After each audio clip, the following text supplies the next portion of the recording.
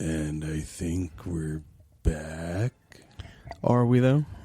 You can't be back if you never left. I've been hiding in the listener's basement. Oh shit. I was inside the closet. What's up, guys? We're back for another episode today. Oh no.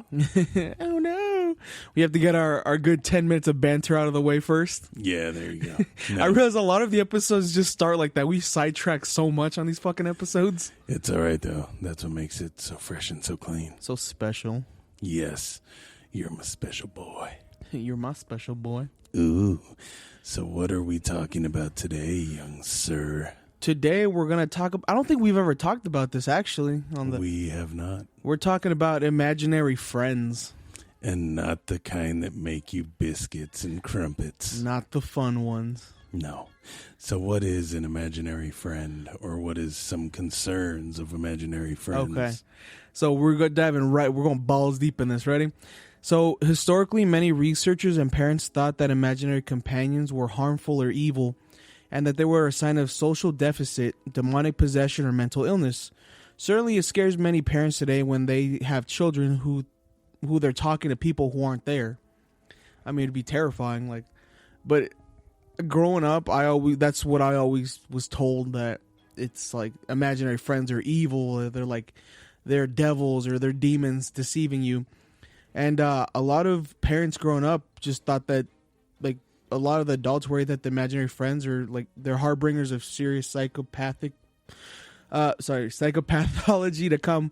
But a lot of people, they think that they're just like delusions or hallucinations from the kid, but it's not really, because the kids know that they're not real and they know that they're in control. So as part of it, they know that there's no one there. They acknowledge that there's no one there, but since they have like such like a wide fucking like a broad of like imagination, that's just like endless boundaries for them to cross. It's just like, oh well, this is a person and this and this and this, and in reality it's a demon. I mean, it's sometimes I don't want to say it's always a demon, but no, sometimes it is just legit imagination. Yeah, it's just a kid with overactive imagination. But it's when they start seeing things and they're like, oh yeah, my friend did it, and then something breaks and it's like no one was home. Oh yeah, Billy did it, my imaginary friend. Yeah. See, imaginary friends can be like nice. Like, what's the name of that one from Inside Out? Oh, the fucking Bing Bong. Yes. See, there can be friendly ones like Bing Bong and be helpful and super nice.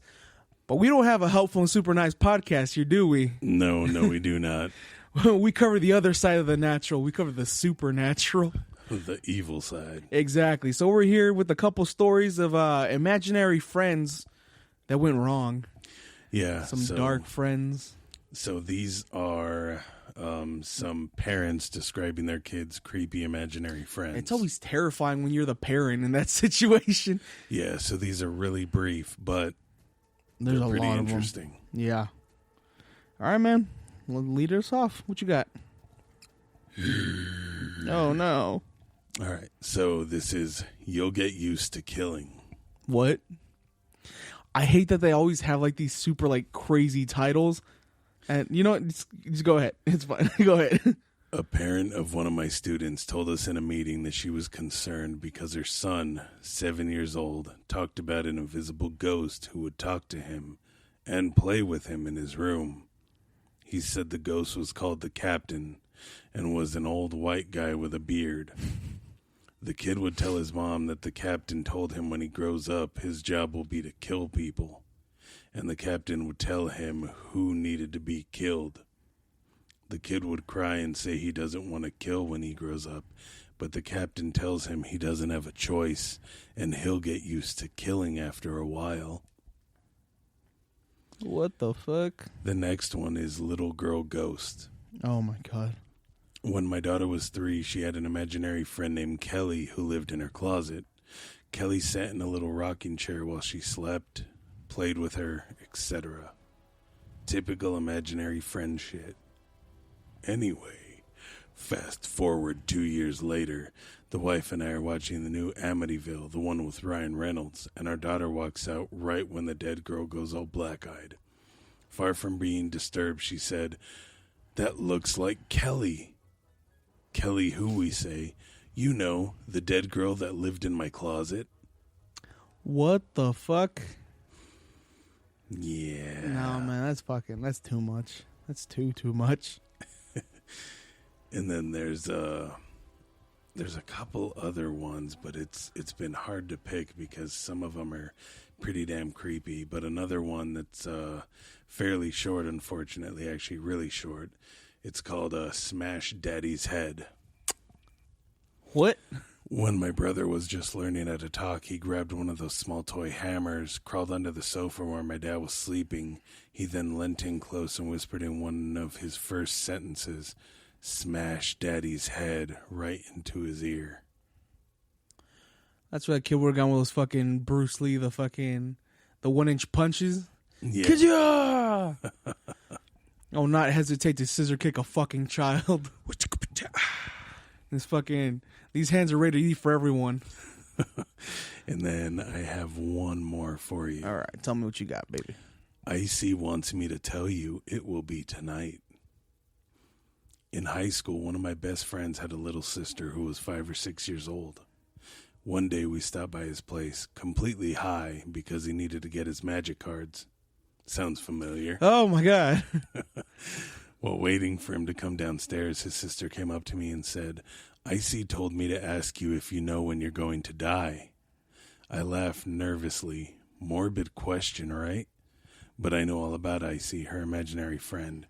I even helped her draw a picture of him once, so I played along and said, "No, of course not. No one knows that. Hopefully when I'm very old." The girl shook her head sadly and said, "No. Icy wants me to tell you it'll be tonight." And with that, she just walked away. I would grab that kid by the hair and be like, "The fuck you say? What'd you say?" I will not die tonight. Not in this Fuck way. you and your imaginary friend. All right, so I got a couple of them. Let's hear what you got. All right, so my first one's called Mr. Nobody. Bum, bum, bum. His name was Mr. Nobody. He started as the person the kids would blame if one of them forgot to flush the toilet. Then his mythology evolved. For the record, all of this was conceived by 3 of my kids who at the time were 6, 5, and 3 years old. Mr. Nobody has no eyes, no teeth, no tongue, and no nose. He doesn't wear pants and leaves the used toilet paper between his butt cheeks so you can tell where he is by his smell. He doesn't wear a shirt, but he has a pocket cut into his skin where he keeps the keys to our house. He can be invisible. He had a beard since he was a baby. He bites off his fingernails and then drips blood when he walks. Thankfully, been a few years since Mr. Nobody has been in our house. Oh, Jesus. Yeah. That's just a little bit terrifying. Yeah, that's this was a shorter one. This one's called Bob. My daughter started saying Bob before she learned how to say Mom or Dad. She would say it all the time at random times. One time I was in the nursery rocking her to sleep when she said it, and so I asked, "Who's Bob?" She pointed up at the corner of the ceiling behind me. Oh, Jesus. Yeah. Fuck that one. Ain't nothing behind me.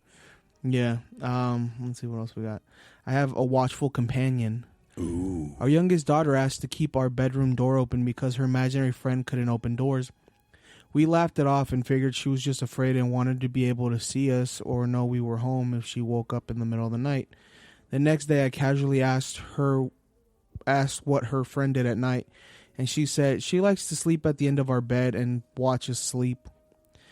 We asked how often she speaks with her, and she said she really only likes to talk and come out at night. We asked her to draw a picture of her friend, and the drawing shows really sharp teeth and a lump on her head. We eventually moved, and her friend didn't come with us, but our daughter says she'd probably find us. That was 8 years ago, and we haven't heard about her since we moved. I'm hoping she's lost. Oh, Jesus. Demon. Yeah. That was, that's where the kid starts getting fucking scissor kicked. I'm telling you, man, fucking imaginary friends are no joke. No. I have a sweeter one here, I believe. This one's called Grammy. Aww. I heard my 3-year-old son talking up a storm in his room, pausing as if he was listening to another person answer him. No one was with him, so I asked who he was talking to, and he said, Grammy. She came for a visit. Grammy was my husband's grandmother who died in our house 3 years before our son was born. We figured she just wanted to spend some time with him. She stayed around for a couple months, then never saw her again. See, that one's a sweeter one. It is. I found a decently sized one. All right, go for it, buddy. This one is Emily. When my sister was probably about 6 or 7, she had an imaginary friend named Emily. She told us Emily lived in her closet, wore an old black dress, and had long dark hair, and she was the same age as my sister. My sister played with Emily constantly. My parents started noticing my sister acting weird, just sitting in the middle of her room whispering to Emily quite a bit, and acting a lot more distant towards them. I remember a very specific day my brother was walking by her room, and my sister was sitting in the middle of her room, but she turned around and hissed at him. He was scared shitless. He told me it didn't even look like my sister. My parents ran up to her room, and I could hear my sister just screaming and screaming as loud as she can, "Get out!" Oh, my God. I have no idea what happened in that room, but I ran to the bottom of my stairs, and the screaming stopped. I saw my parents holding my sister, crying their eyes out. She was sobbing as well. I've asked her about it today. She's 24 now. She told me that Emily used to tell her to do horrible things to herself. Yeah. She actually used to wake up on the roof and not remember how she got there. I'm not kidding. Apparently, Emily absolutely hated my parents, so she turned my sister against them. She hates talking about it, so I never brought up that specific night. This all happened at my old house. When we moved into a different house, Emily was gone. I'm not making any of this up. My sister's little friend was a really big deal to my family and messed things up for a long time. I'm just relieved we left that house. What the fuck? That was, all right, I got one more, and then I'll tell you one that I read earlier today, but I couldn't find, so I'm just have to retell it from memory. All right. So this one's called Willow Rose. My stepbrother had an imaginary friend named Willow Rose. One night my mom found the dog dead outside. My stepbrother admitted to killing the dog because Willow Rose told him to do it. The next day he disappeared. Mom told me he went to go live with Grandma for a while. I'm 21 years old now and I haven't seen him since. My stepbrother once told me what Willow Rose looked like before he got sent away. Apparently she was a 14-year-old girl who died in 1904. She had no eyes but wore glasses, had paper white skin, and wore a ruffled pink dress with olive green socks. Jesus. All right, so I got one more, but this is the one off of my memory. And then after you, I'll have one more as well. Okay. So this one's basically a girl retelling that when she was younger, she used to stay over at her older sister's house. Right. And her older sister had a daughter, so her niece? I believe so. It would be her niece. That she would always go and she'd stand in her room and she'd talk to somebody. And they'd always ask her, who are you talking to? And she'd always say, he told me not to tell you his name. And so then they kept asking her and she'd never answer. She'd always just ignore it. Or she wouldn't just tell him. And then they asked, why doesn't he want you to tell his name? Because if I tell you his name, you guys are going to get scared. So then they're like, okay, all right, whatever, weirdo. And then one day she was out in the hallway talking, and she didn't know that her mom and her aunt were in the next room, and they were listening in on her. Right. And during conversation, she drops the imaginary friend's name. Mm. You want to take a guess at what the name was? Devil. It was Lucifer. Oh, God. Yeah, so the lady said she left, and she tried not to go over or hang out with the niece as much. I was like, that's crazy, though. That is pretty fucking crazy. What's your name? Lucy Fur. This is The Evil is Coming. When my older daughter was 2 or 3, she used to have a couple of imaginary friends. Friends. Dodo and Dee Dee. They were typical imaginary friends. She would talk to them and play with them and tell me about their lives. Then one day, when she was about 3, she was talking on her play phone when I walked into the room. She hung up her phone and said to me with a completely flat voice, God, I can't read right now. Flat voice and deadpan expression. The evil is coming. Fuck that noise. See, that freaks me out. So let's jump into the Q&A portion of this. Did you ever have an imaginary friend? Not that I can remember, but that's because back in the day, my cousin was like my brother, so I was just always at his house or he was always at mine. I mean, we didn't have imaginary friends, but we grew up around some paranormal ass shit. Oh, yeah, that's not the same thing. What about you? Did you have an imaginary friend? I did not. Not that I know of. My mom never told me anything about it. But my youngest niece from my oldest sister, she had an imaginary friend named Emily. Oh no, there was an Emily. Yeah, her name was Emily. Now I'm remembering it. And I don't think she ever did anything devious. She was just like, oh, Emily says this, or Emily wants to go and do this. And then we just chalked it up to her having an active imagination. Right.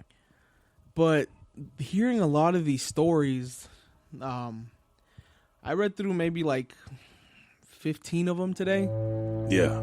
Just doing research. It seems like 8 out of 10 times, the imaginary friend's always devious. Like, it's always like starts off nice, and then it starts like attacking the kid, or like telling the kid to do bad shit, or like it's making the kid do something bad.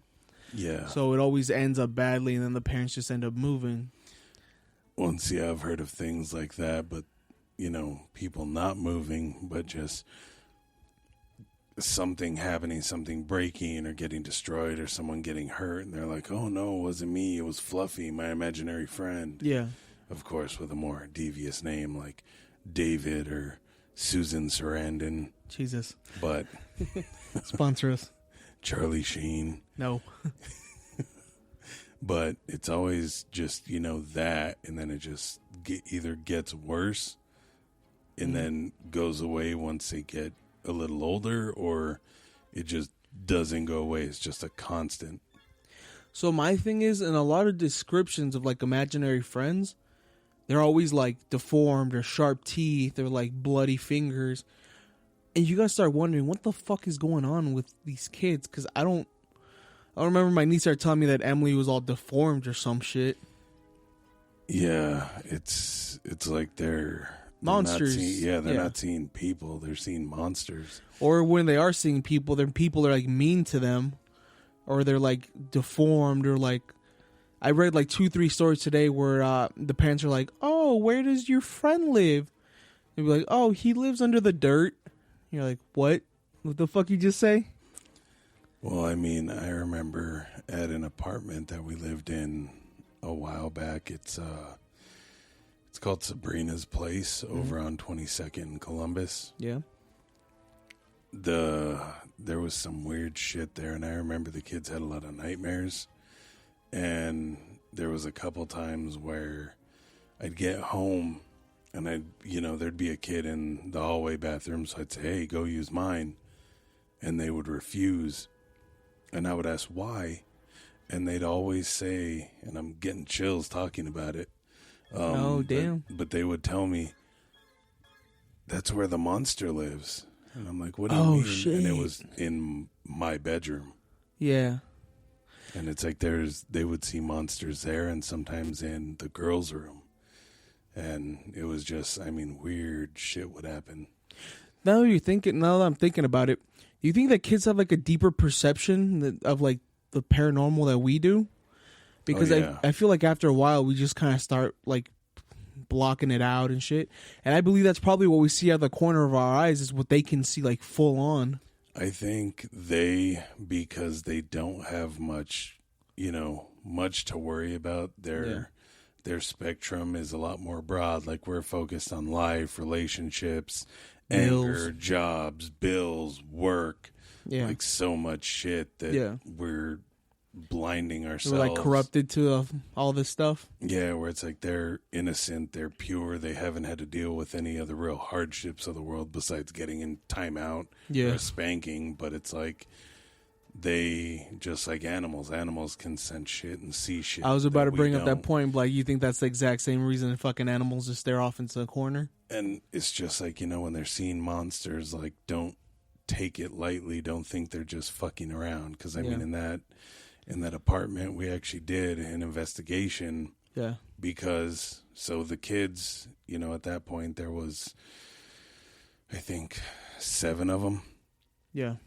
So there would always be someone fighting, oh, so-and-so hurt me, oh, they did this. So, like, now, there were cameras in the kids' rooms. Yeah. And one night, I'm just looking over some of the footage, and you see this weird white thing form in the middle of the room, go across the floor, and it disappears under this toy vacuum.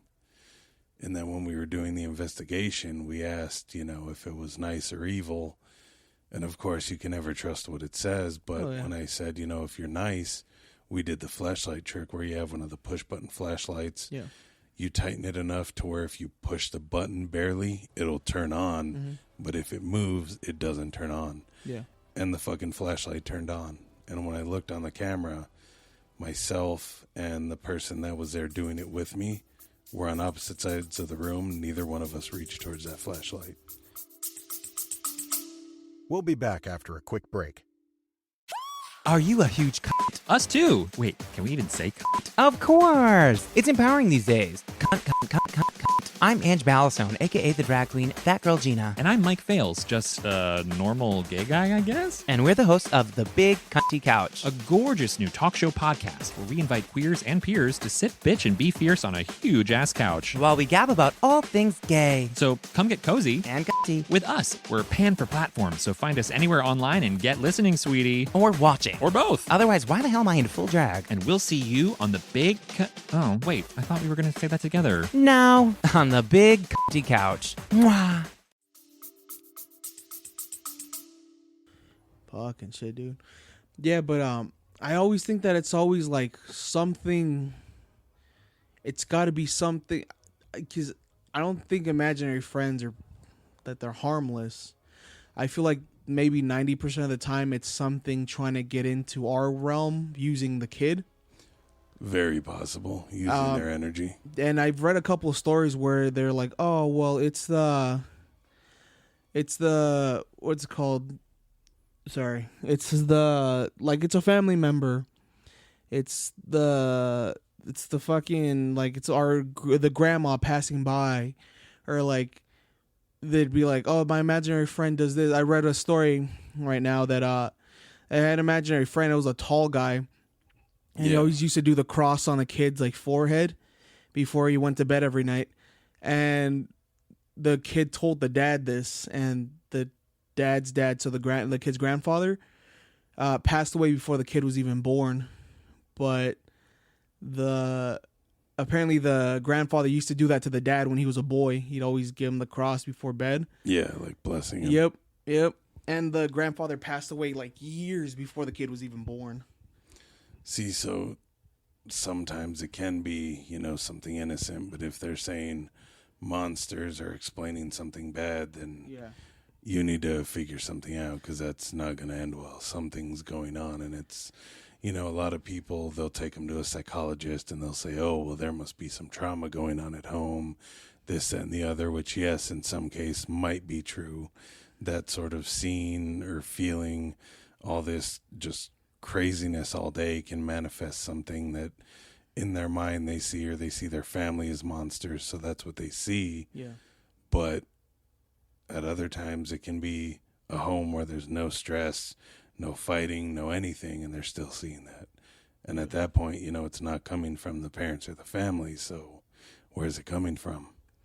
Yeah, that's what freaks me out even more is when they'll have, like, just a little kid, and they'll bring up, like, details that little kids shouldn't know. Like, oh, he's buried over there, or he died this year, and then the parents will do like research.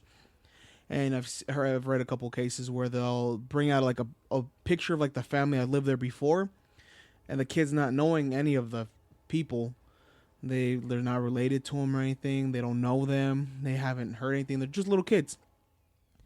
They'll bring out a picture and they'll be like, does anybody here look familiar? And they'll point at the one person and be like, oh, that's Jennifer. And then they'll turn the card on the back and it says the name of everybody in that picture, and it says Jennifer is the little girl's name. And apparently she like died in the basement or some shit. Yeah, so I don't know. I would put it as some of it might just be, ghosts that don't mean anything or that are just looking for some sort of communication to feel normal, like an intelligent haunt, and then others are kind of wonky, dangerous assholes. Yeah. A lot of crazy shit. That's what like my niece from my oldest brother. I remember one time I was hanging out with them, and I've told you that they've had their house like a cleansing that they've gone through, and they've cleansed the house and they blessed it, because the same thing that they were all starting to see shit and starting to hear shit. And I mean, I even heard stuff when I was over there during the cleansing. Oh no, that was me. I farted. It was before I knew Yeah. you, but I ventrilo farted. Yeah, but before that, like maybe like a month before that, I was hanging out with my niece in the living room, and my niece is maybe like, I want to say like 4. No, she was like 3 at the time. Mm-hmm. Just barely starting to talk. And my older brother's like, can you put it down for a nap? I was like, yeah, sure. So I tried putting him in the master bedroom, which is his bedroom. And I tried laying her down, and she started crying. She's like, no. And then she just ran out to the living room. I was like, what? She's like, there's 7 monsters in there. So I was like, hold the fuck up. What? And this is when like they first started telling me about all the shit that was going on. So I was like, looking at that back now, I was like, maybe she saw shit that we didn't, or they didn't see until later on. Yeah, the shit that started affecting them. Yeah, because their kids are very perceptive to that shit, dude. They're like, they know what's going on. They're like, we'll just think like, oh, it's an overactive imagination. I was like, oh, they're just messing around, or they're just playing and all that stuff. But no, they know what the fuck's going on. They see shit that we don't. So I know from experience. Like one time they didn't want to go in the kitchen in that same apartment because they said there was a monster, and all of a sudden the trash can lid, it was on the trash can, closed, no reason for it to fall off. It was like one of the snapping ones. Yeah.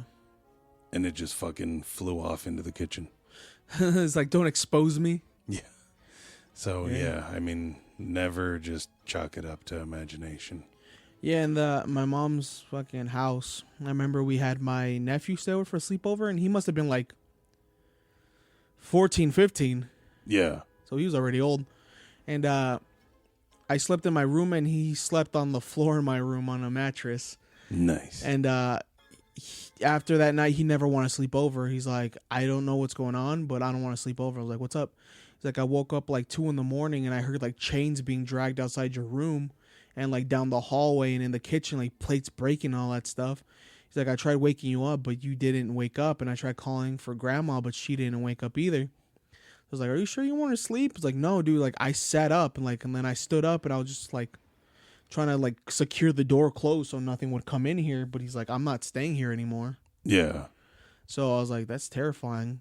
That's the same room when I started having that. I'm pretty sure I've covered it on this. It was either this podcast or the Mash and Pango, where I was talking about when I had that month-long sleep paralysis every single night. Yeah. That's same room, same house. I think it might have been around the same time then. So my question is, when he said that there was stuff breaking, was there actually anything broken? Nothing. All the plates are perfectly fine. Nothing happened. But yeah, that's. Trust your kids. Trust them. Yeah. Don't take stuff for granted. Don't take it. Yeah, don't take it lightly. If they're telling you something, it's because kids are perceptive. They know. Sometimes it is that they just like have an overactive imagination. But as you've heard from the last couple of stories, it's really nothing to be taken lightly. Do your due diligence. Protect them kids. Yes, exactly. Kids above all. All right, man. So I think we should probably be wrapping this episode up. It's getting kind of late, and I still got to drive home by myself. True. You're going to be playing John Mayer the whole way home. Oh, fuck yeah, dude. We've been listening to comedy the whole ride. There you go. Something to laugh at. Yep. Just look at a picture of my face. You'll get plenty of laughs. All right, guys. Well, thank you for joining us for another episode, and we'll be back next week.